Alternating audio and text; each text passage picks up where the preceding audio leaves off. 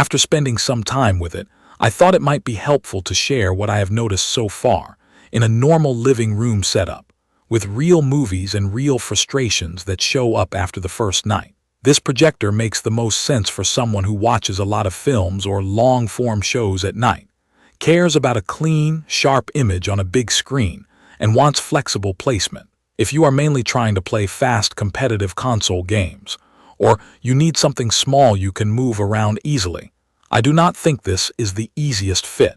The thing that makes it interesting is how it makes a 4K image without being a native 4K projector.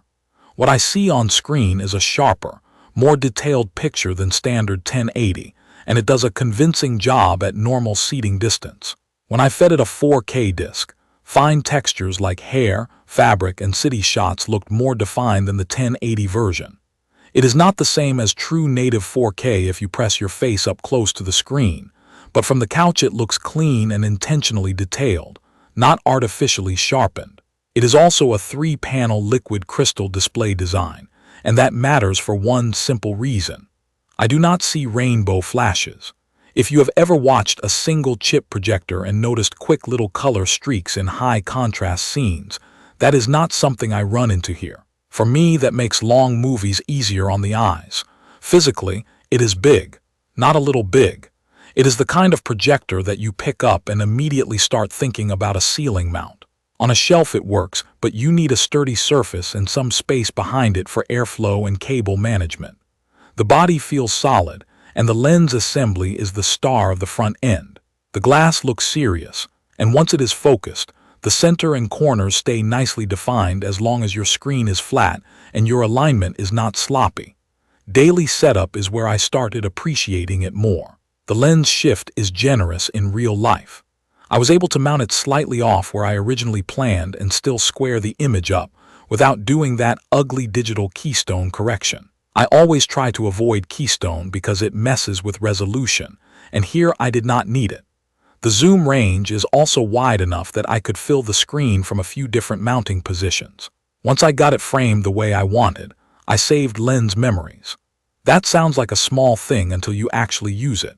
If you switch between a regular 16:9 screen for television and a wider movie screen look, being able to recall a saved lens position is one of those quality-of-life features that keeps you from constantly fiddling. Now, what it looks like when you actually watch content.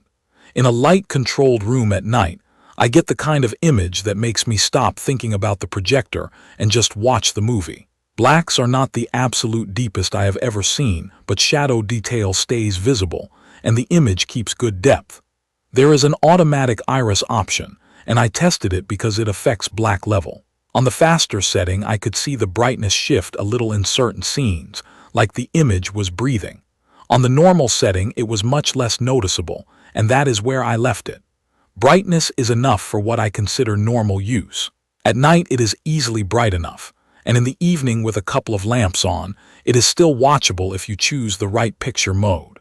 If you have a lot of daylight coming in, no projector in this category is going to look like a television, and this one is not a miracle. But for the typical living room with curtains and controlled lights, it holds up. Color modes are a mixed bag, which is normal. The brighter mode has that green push that makes skin tones look a little off. I use it only when I need brute force brightness. The mode I kept coming back to for movies was digital cinema. The reason is simple.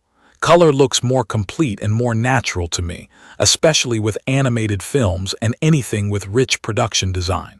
Out of the box, I did see a slight red lean in some scenes, but it was the kind of thing I could calm down with a small color temperature adjustment rather than a full calibration session. High dynamic range is decent, with a couple of real limitations to keep in mind. It reads high dynamic range 10, which covers most of what people watch from discs and streaming boxes. I did not get support for hybrid log gamma, so if your setup leans on that format, you are going to care more than I did. High dynamic range on projectors is always a balancing act because you are working with limited light compared to a television. What I like here is that bright highlights do not just blow out into white as often as I expected, and the tone mapping feels sensible for movie watching. What I do not like is that you still have to be willing to adjust the high dynamic range slider depending on the content. Some titles look better with a little more punch. Others need you to back it off so faces do not look too dim. Once I accepted that, I had a good time with high dynamic range movies. Sharpness and detail are strong, but I will describe it the way I actually experienced it. There is an image enhancement control with multiple levels. At the higher levels, I saw more perceived texture and separation, like objects had a bit more dimensionality.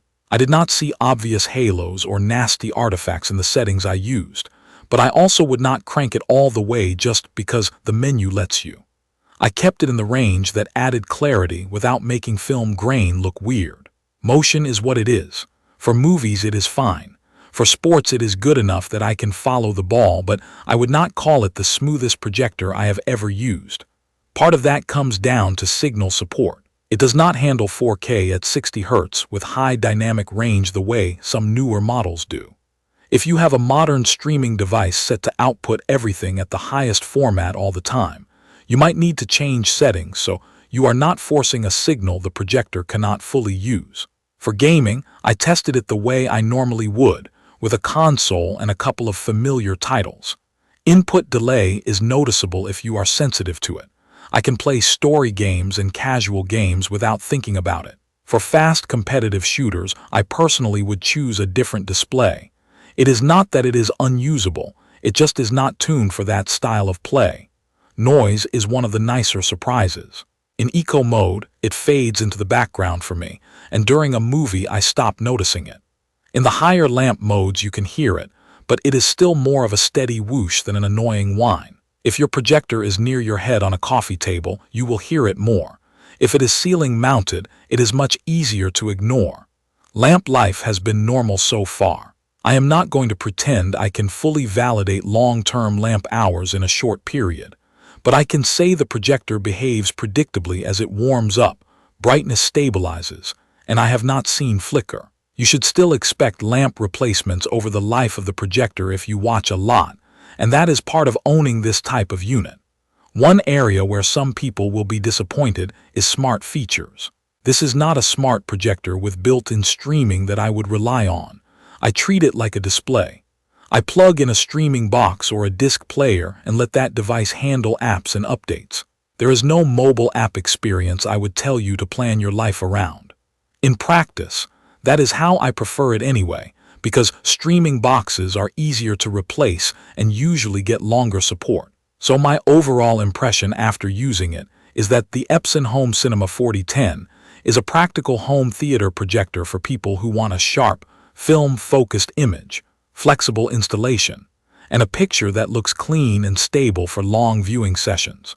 It is not small, it is not the best pick for serious competitive gaming, and high dynamic range takes a little manual tweaking depending on what you watch. But once you get it mounted, dial in a mode you like and feed it good content, it does what I want a projector to do, which is disappear and let the movie take over. If you have questions about setup in your room, screen size, throw distance, or what sources I tested, leave a comment and I will reply.